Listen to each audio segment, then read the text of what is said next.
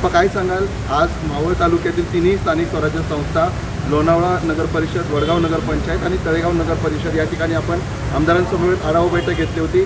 काही आढावा बैठकीचं नेमकं नियोजन आणि प्रयोजन होतं? मावळ तालुक्यातील स्थानिक स्वराज्य संस्थेच्या माध्यमातून लोणावळा, वडगाव, तळेगाव, दाभाडे या नगर परिषदेच्या बैठका घेऊन स्थानिक स्वराज्य संस्थेमध्ये निवडून आलेले लोकप्रतिनिधीचा विचार आम्ही ऐकून घेतला. त्याचबरोबर केंद्र आणि राज्य सरकारची प्रलंबित काही कामं होती, त्या कामाच्या संदर्भामध्ये माहिती प्रशासनाकडून घेऊन ती मार्गी लावण्याच्यासाठी प्रयत्न करतो. लोणावळ्यामध्ये खरं तर मोठ्या प्रमाणावरती पर्यटक येतात आणि त्या दृष्टिकोनातून काही सूचना दिल्या. केंद्र सरकारशी निगडीत असलेल्या रेल्वेच्या बाबतीमध्ये देखील आता 3रा आणि 4थ्या ट्रॅकला मंजुरी मिळाली. भविष्यामध्ये तो चालू होतो.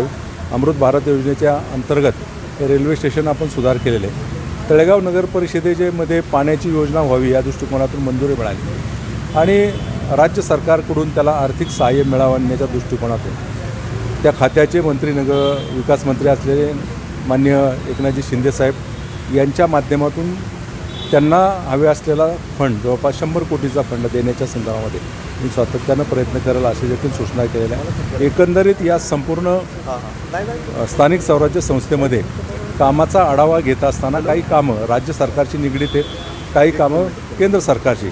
अमृत भारत योजनेच्या अंतर्गत मोठा निधी या स्थानिक स्वराज्य संस्थेला मिळतो, त्यामुळे तो निधी कसा मिळावा त्यासाठी फॉलोअप करण्याच्या संदर्भामध्ये देखील सीओंना सूचना दिल्या.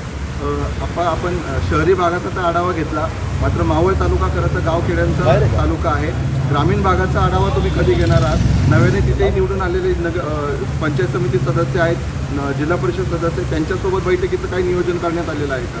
हे बाबा, लोकसभेचं अधिवेशन होतं, तुम्हाला सगळ्यांना माहिती. मी आता अजून एक 10-15 दिवसांनी मावळ तालुक्यातील पंचायत समितीमध्ये आढावा बैठक घेणार आहे. ती आढावा बैठक दरवर्षी मी घेत असतो. ती बैठक घेत असताना पावसाळ्याच्या पूर्वी घ्यायचे काही निर्णय असतात. अतिवृष्टी झाल्यानंतर शेतकऱ्यांना त्या माध्यमातून मदत करण्याच्या बाबतीमध्ये असतील आणि ग्रामीण भागातील लोकप्रतिनिधी सरपंचापासून त्यांचं म्हणणे ऐकून ग्रामीण भागामध्ये मोठ्या प्रमाणावरती आपण काम करतो आणि आदिवासी पाड्यामध्ये पंतप्रधान सडक योजनेच्या माध्यमातून आपण रस्ते पण केलेले. अतिदुर्गम भागामध्ये, मावळ तालुक्यामध्ये, कर्जत भागामध्ये केंद्र सरकारच्या दीनदयाळ ग्रामज्योती योजनेच्या माध्यमातून लाईट पोचवलेली. आदिवासी भागामध्ये आपण निधी देण्याचं काम करतो, तो केंद्राचा आहे. तर या पद्धतीने काही योजना असतात, त्या सर्वसामान्य लोकप्रतिनिधीला त्या योजनेची माहिती नसते आणि ती माहिती देण्याच्या संदर्भात देखील बैठकीचा उपयोग होतो. शेवटचा प्रश्न, निवडणुकीच्या काळामध्ये आमदार साहेबांनी तुमच्यामध्ये कुठेतरी कडवटपणा माध्यमांच्या माध्यमातून दिसून आला होता, मात्र आज तुम्ही संयुक्तरित्या पूर्ण मावळ तालुक्यातल्या 3 शहरामध्ये बैठका घेतली. पुन्हा एकदा मिलेसूर मेरा तुम्हाला दिसून येत आहे, काय सांगाल? या मावळ तालुक्यामध्ये महायुती म्हणून आम्ही एकत्रपणे काम करतो. या तालुक्याचे आमदार सुनील अण्णा शेळके, या तालुक्याचे माजी आमदार संजय बाळा भेगडे, हे सगळेजण भारतीय जनता पक्ष, राष्ट्रवादी आम्ही एकत्रपणे काम करतो. माझ्या मनामध्ये व्यक्तिशा कशा बाबतीत देखील कटुता नाही. बोलण्याच्या ओघामध्ये जरी बोलले असेल काही गोष्टीमध्ये, तरी शेवट लोकांनी, मतदारांनी आपल्याला निवडून दिलेलं आहे आणि त्यांचं काम 5 वर्ष करायचं.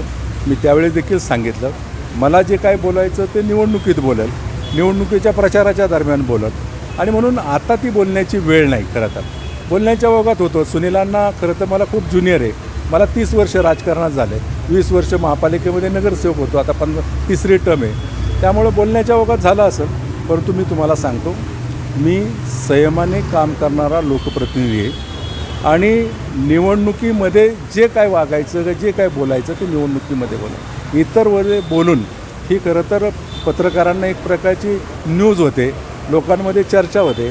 मी चर्चेपासून दूर राहणारा लोकप्रतिनिधी.